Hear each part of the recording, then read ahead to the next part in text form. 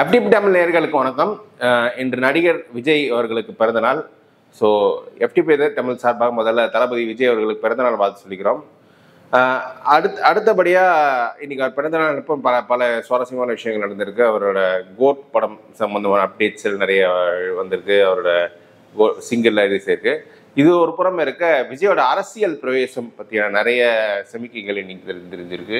ஆனால் யாரெல்லாம் விஜய்க்கு வாழ்த்து தெரிவிச்சிருக்காங்கன்றதுபடி நம்ம விஜயோட பாலிடிக்ஸ் எந்த டைரக்ஷன்ல இருக்கும், அவர் எந்த பக்கம் என்ன அரசியல் பண்ண போறாருன்றது ஒரு இண்டிகேஷன் நம்ம நிறைய கிடைக்குது. ஸோ வாங்க விஜயோட அரசியல் எப்படி இருக்குன்றது பார்க்கலாம்.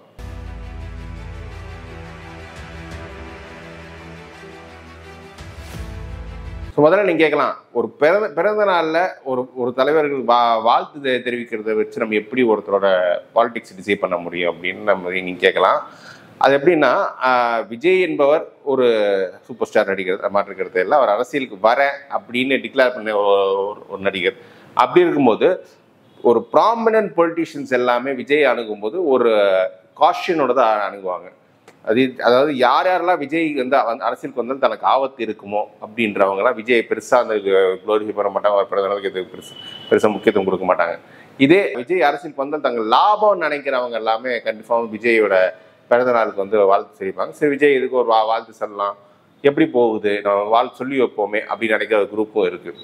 ஸோ இதுதான் நம்ம இந்த பிறந்தநாள் வாழ்த்து பின்னாடி இருக்கிற பாலிடிக்ஸ்லாம். இதுதான் நீங்கள் விஜய்க்கு இல்லை, பொதுவாக நீங்கள் பெரிய அரசியல் கட்சி தலைவர்களுக்குமே வாழ்த்து தெரிவிக்கிறதுல பார்த்தா வச்சுக்கோங்களேன், யார் யாருக்கு அந்த கட்சி தலைவர் வாழ்த்து தெரிவிக்கிறது தங்களுக்கு அரசியல் லாபம் இருக்குமோ அதன் பேசிஸில் தான் அவங்க வாழ்த்து தெரிவிப்பாங்க. சமீபத்தில் ராகுல் காந்தி கூட நீங்கள் பிறந்தநாள் வரும்போது வழக்கமாக வாழ்த்து சொல்கிற பிரதமர் இந்த முறை வாழ்த்து சொல்ல, அவங்க இந்தியா கூட்டணியிலேயே ஒரு சில தலைவர்கள் வாழ்த்து சொல்ல.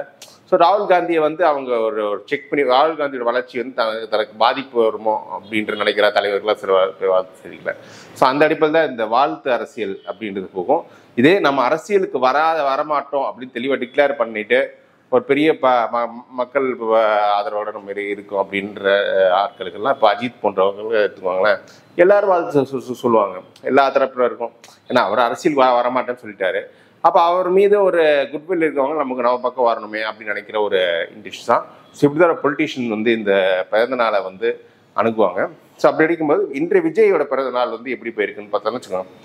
ஃபர்ஸ்ட் நமக்கு கிடைக்கிற இண்டிகேஷன் என்னன்னா, திமுக தரப்புல எந்த ஒரு ப்ராமினன்ட் லீடருமே விஜய்க்கு வாழ்த்து தெரிவிக்கல. ஸோ இதுல ஒரு விஷயம் கிளியரா தெரியுது, திமுக விஜயை எந்த விதத்துல ரெக்கக்னைஸ் பண்ணல. விஜயும் ஸ்டாலின் அவர்களுக்கு ஒரு பிறந்தநாள் வாழ்த்து சொல்றதோட சரி, அதுக்கப்புறம் திமுக பெருசாக ஒரு இம்பார்ட்டன்ஸ் கொடுத்த மாதிரி தெரியல. ஸோ ரீசெண்டாக கூட கள்ளக்குறிச்சியில் திமுக ஆட்சி விமர்சனம் பண்ணுறவங்க எல்லா கள்ளக்குறிச்சியில் அந்த கள்ளச்சாராய மரணங்களுக்கு நேரில் போய் பார்வையிட்டு வந்திருக்காரு. ஸோ விஜயோட பாலிடிக்ஸ் என்பது ஒரு ஆன்டி டிஎம்கே பாலிடிக்ஸாக தான் இருக்குன்றதே முதல்ல நம்ம இதிலிருந்து தெரிஞ்சுக்கலாம். இதுதான் நமக்கு கிடைக்கிற ஃபர்ஸ்ட் இண்டிகேஷன். செகண்ட் இண்டிகேஷன், அதிமுகவில் அந்த கட்சியின் பொதுச் செயலாளர் எடப்பாடி பழனிசாமி கொண்டு எல்லா தலைவர்களுமே இன்னைக்கு பெரும்பாலும் விஜய்க்கு வாழ்த்து தெரிவிச்சிருக்காங்க. ஸோ அப்படி இருக்கும் பட்சத்தில் நான் இப்போ ஃபர்ஸ்ட் பாயிண்ட் நான் சொன்னேன்ல, விஜயோட பாலிடிக்ஸ்ன்றது ஆன்டி டிஎம்கே தான் இருக்கணும். இந்த ஆன்டி டிஎம்கே பாலிடிக்ஸ் விஜய் பண்ணும்போது அதை என்கேஷ் பண்ணணும்னு எடப்பாடி நினைக்கிறாங்க. எடப்பாடியை பொறுத்தவரைக்கும் என்னன்னா, அவர் காங்கிரஸ் பிசிகே அலையன்ஸ் தன் பக்கம் வரணும்னு ரொம்ப ஆசைப்பட்டாரு. இந்த கலாச்சார மரணங்களை பற்றி பேசும்போது காங்கிரஸ் பிசிகே ஏன் சும்மா இருக்காங்க, அவங்க திமுக எதிர்க்க வேண்டியது அப்படியே எதிர்க்க வேண்டியதானே அப்படின்லாம் சொல்லிட்டு இருந்தார். ஆனால் யதார்த்தம் அவருக்கு புரியுது, அவர் காங்கிரஸ் பிசிகே வெளில வர மாட்டாங்க தெரியுது. அப்படி இருக்கும்போது விஜய் ஒரு கிறிஸ்டியன் ஐடென்டிட்டி இல்லை, விஜய் எல்லாருக்குமே பொதுவானவர் தான், பட் ஹீஸ் எ கிறிஸ்டியன் என்பதால் அந்த கிறிஸ்டியனான விஜய் பெருசாக நம்ம பக்கம் என்னன்னா நம்மளால பெருசாக மைனாரிட்டி ஓட்ஸ் ஓரளவுக்கு கிடைக்கும் அப்படின்னு நினைக்கிறாரு. அது மட்டும் இல்லை, இப்போ ஆந்திராவில் நம்ம எல்லாரும் பார்த்துருப்போம், அங்கே சூப்பர் ஸ்டார் நடிகரான பவன் கல்யாண் சந்திரபாபு நாயுடுவை எப்படி ஜெயிக்க வச்சாரு எல்லாரும் பார்த்தோம்.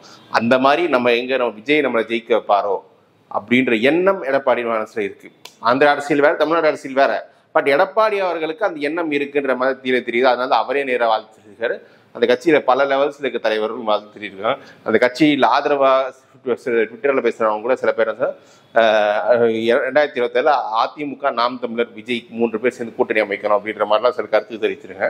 அந்த கூட்டணி பாசிபிளா இல்லையான்னு நம்ம இன்னொரு வீடியோவில் பேசுவோம். இதுக்கு அடுத்து எங்கேருந்து வாழ்த்து வருதுன்னா, நாம் தமிழர் கட்சி.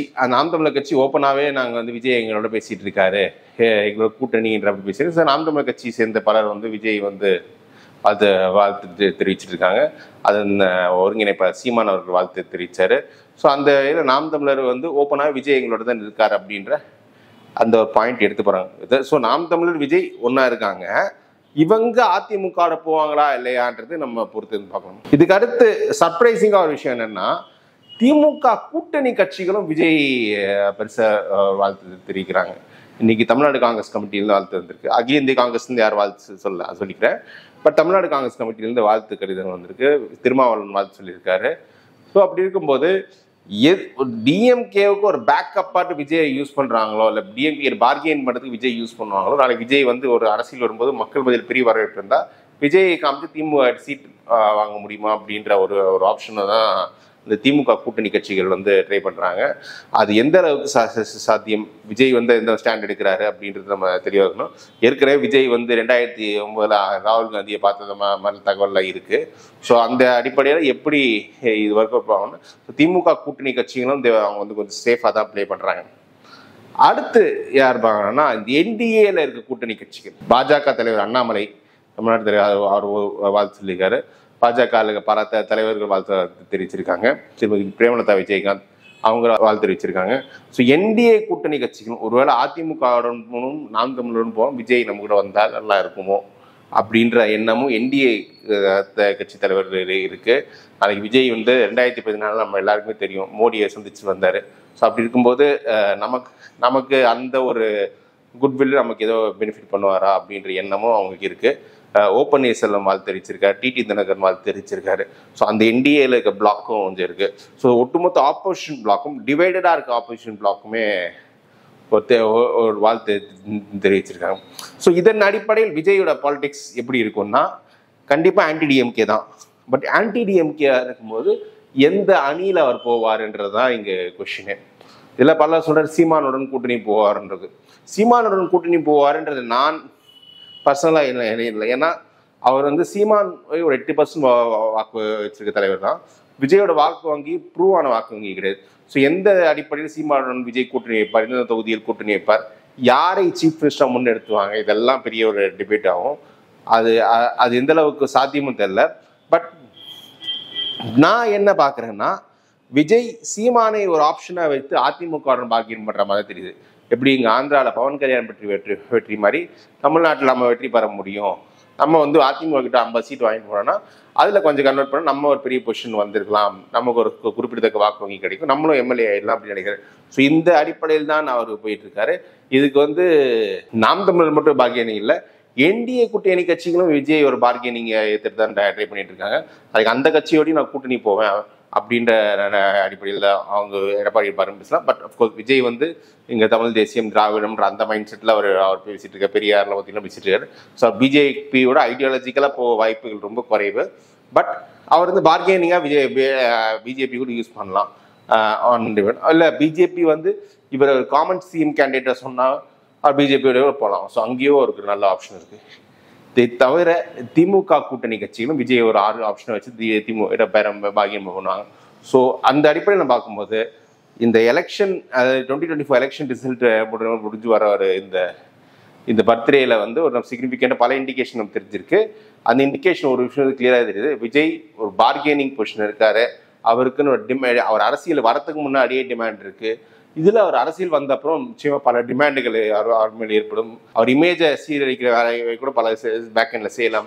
But Vijay is in demand. அவரோட பாப்புலாரிட்டி வந்து இன்னைக்கு பல கட்சிகளுக்கு தேவை. அது வந்து எந்த அளவு ஓட்டாக கன்வெர்ட் ஆக ஹெல்ப் பண்ணுன்றது பொறுத்திருந்து தான் பார்க்கணும். இப்போதைக்கு மீண்டும் FTP தமிழ் சார்பாக விஜய்க்கு பிறந்தநாள் வாழ்த்துக்கு சொல்லி முடிச்சுக்கிறோம். நன்றி.